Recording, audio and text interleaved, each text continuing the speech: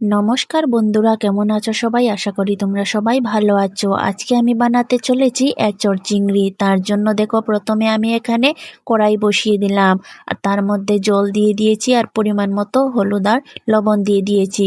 এখন আমি তার মধ্যে কেটে রাখা এঁচড়গুলো দিয়ে দেব। এঁচড়গুলো আমি আগে থেকেই কেটে ধুয়ে পরিষ্কার করে নিয়েছিলাম। এখন আমি এঁচড়গুলোকে সিদ্ধ করে নেব ভালো করে। এখানে আমি কড়াইয়ের মধ্যে এঁচড়গুলো দিয়ে দিয়েছি আর একটু জলের মধ্যে সুন্দর করে নেড়েচেড়ে এখন আমি ঢাকনা দিয়ে এটাকে সিদ্ধ করে নেব। এখানে আমি ঢাকনাটা দিয়ে দিয়েছি আর বেশ কিছু সময় সিদ্ধ করে নিলাম। বেশ কিছু সময় সিদ্ধ করার পর এঁচড়গুলো এখানে সিদ্ধ হয়ে গেছে। এই যে দেখো, আমি এখানে এঁচড়গুলো একটু নেড়েচেড়ে দেখিয়ে দিচ্ছি। এই দেখো, একদম সফটভাবে এঁচড়টা সিদ্ধ হয়ে গেছে। এখন আমি এঁচড়টা একটা বাটির মধ্যে নিয়ে নেব। এখানে আমি জল ছেঁকে সবগুলো এঁচড়ই নিয়ে নিলাম। তারপর একটা কড়াই গরম করে নেব আর তার মধ্যে দিয়ে দিলাম অল্প একটু তেল। তেলটা গরম হয়ে গেছে, এখন আমি তার মধ্যে দিয়ে দেব চিংড়ি। চিংড়িটা দেওয়ার পর তার মধ্যে অল্প একটু লবণ আর অল্প একটু হলুদ দিয়ে আমি চিংড়িটাকে একদম লাল লাল করে ভাজা করে নেব। এই এঁচড় চিংড়িটা বানাতে একটু সময় লাগে, কিন্তু খেতেটা একদম দুর্দান্ত লাগে বন্ধুরা। আমার চিংড়ি মাছগুলো এখানে ভাজা করা হয়ে গেছে। এখন এটাকে আমি তুলে নেব। এখন আমি সেই একই কড়াইয়ের মধ্যে কেটে রাখা আলু পিসগুলো ভাজা করে নেব। এখানে আমি আলুর পিসগুলা মোটামুটি বড় সাইজেরই পিস করেছি আর এটাকে একদম লাল লাল করে ভাজা করে নেব। আমি আলু ভাজার মধ্যে অল্প একটু লবণ আর অল্প একটু হলুদের গুঁড়ো দেব শুধু। এই হলুদ আর লবণ দিয়ে আলুটাকে একদম লাল লাল করে ভাজা করে নিতে হবে। আলুটাকে লাল লাল ভাজা করে নেওয়ার পর আমি আলুটা একদম প্লেটের মধ্যে তুলে নেব। এখানে আমি তেলটা ছেঁকে সবগুলো আলু প্লেটের মধ্যে তুলে নিয়েছি আর এখন সেই একই কড়াইয়ের মধ্যে আমি আরও একটু তেল অ্যাড করে দেব।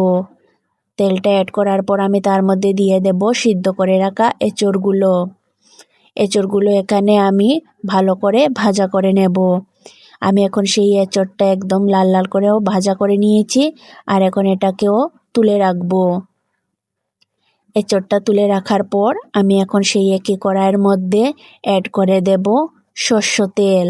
আমি এখানে বেশ কিছুটা সরষের তেল দিয়ে দিয়েছি আর আমি এখন তার মধ্যে গোটা গরম মশলা ফোড়ন দিয়ে দেব। গোটা গরম মশলা ফোড়নটা দেওয়ার পর এটাকে একটু নাড়াচাড়া করে আমি ভাজা করে নেব। গোটা গরম মশলাটা ভাজা হয়ে যাওয়ার পর আমি তার মধ্যে দুটো পেঁয়াজ কুচি করে দিয়ে দিলাম আর একটা টমেটো কুচিও তার মধ্যে দিয়ে দিয়েছি। পেঁয়াজ আর টমেটোটাকে একটু নাড়াচাড়া করে আমি ভাজা করে নিচ্ছি আর এটা ঢাকনা দিয়ে আমি 1 থেকে 1.5 মিনিট রান্না করে নেব। 1 থেকে 1.5 মিনিট রান্না করার পর টমেটো আর পেঁয়াজটা যখন বেশ কিছুটা নরম হয়ে আসবে, তখনই আমি তার মধ্যে অ্যাড করে দেব মশলা। এখানে আমি পেস্ট করে রাখা মশলাটা অ্যাড করে দিচ্ছি। এখানে আমি পেঁয়াজ, রসুন, আদা, কাঁচা লঙ্কার পেস্টটা দিয়ে দিয়েছি। দিয়ে এটাকে আমি ভালো করে মিশিয়ে নেব। ভালো করে মিশানো হয়ে গেলে পরে আমি তার মধ্যে গুঁড়া মশলাগুলো অ্যাড করে দেব। আমি এখানে হলুদ, মরিচ, জিরা আর ধনিয়ার গুঁড়ো অ্যাড করে দিয়েছি। মশলাগুলো অ্যাড করে দেওয়ার পর আমি তার মধ্যে দিয়ে দেব পরিমাণ মতো লবণ। পরিমাণ মতো লবণ দিয়ে দিলাম আর আমি এখন তার মধ্যে এঁচড় চিংড়ির কালারটা সুন্দর হয়ে আসার জন্য 1 চামচ কাশ্মীরি লাল লঙ্কার গুঁড়ো অ্যাড করে দিয়েছি। মশলাটা দেওয়ার পর আমি সবগুলো উপকরণ একসাথে ভালো করে মিশিয়ে নিচ্ছি। ভালো করে উপকরণ একসাথে মিশানোর পর আমি তার মধ্যে 2 থেকে 3 চামচ পরিমাণ জল অ্যাড করে দেব। এই জলটা অ্যাড করে দেওয়ার পর আমি ভালো করে মশলাটাকে কষিয়ে নিচ্ছি। মশলাটা ততক্ষণ পর্যন্ত কষাতে হবে যতক্ষণ না মশলা থেকে তেলটা ছেড়ে দিচ্ছে। এখানে আমি ঢাকনা লাগিয়ে 1 থেকে 1.5 মিনিট মশলাটাকে কষানোর পর দেখতেই পাচ্ছ মশলা থেকে তেলটা ছেড়ে দিচ্ছে। টমেটোটাও একদম গলে গেছে। এখন ভালো করে এই মশলাটাকে মিশিয়ে এখন আমি তার মধ্যে দিয়ে দেব ভাজা করে রাখা আলু আর এঁচড়গুলো।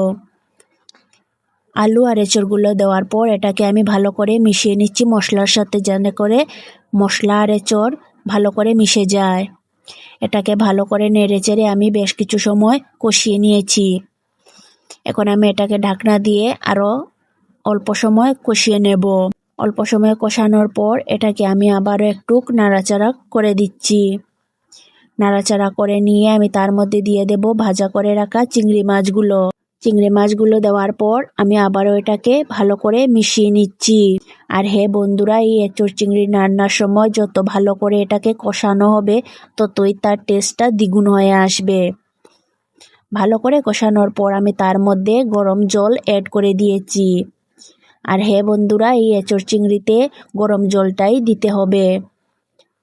গরম জলটা দিয়ে আমি ভালো করে নাড়াচাড়া করে মিশিয়ে নিচ্ছি। আপনার যতটুকু পরিমাণ সেই বুঝে গরম জলটা অ্যাড করে দেবেন। গরম জলটা দিয়ে আমি বেশ কিছু সময় ঢাকনা দিয়ে রান্না করে নিয়েছি। আর ঢাকনাটা খোলার সাথে সাথেই দেখো আলুটা একদম সিদ্ধ হয়ে গেছে আর দেখতেও একদম অসাধারণ হয়েছে। এটাকে আমি নাড়াচাড়া করে মিশিয়ে নিয়েছি। আর আমি তার মধ্যে দিয়ে দেব 1 থেকে 1.5 চামচ পর্যন্ত গরম মশলা। এখানে আমি গরম মশলাটা দেওয়ার পর ভালো করে নাড়াচাড়া করে মিশিয়ে নিলাম। আর আমাদের এঁচড় চিংড়িটা একদম রেডি হয়ে গেছে।